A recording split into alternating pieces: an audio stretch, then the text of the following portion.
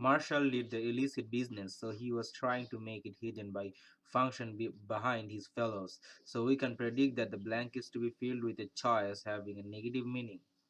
Steak and superb as choice A and choice D. Both mean the same. They may have relevancy to fit the blank, but two choices with the same meaning cannot be the correct answers here, so they are eliminated. Now, shove and thrust given us choice C and E.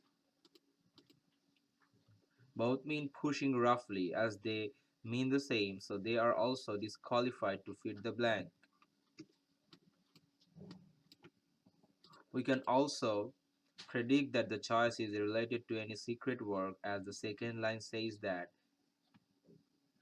he wanted he wanted getting a favor for his desires secretly.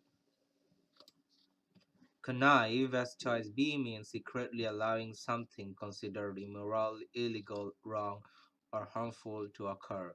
So the correct answer is choice B.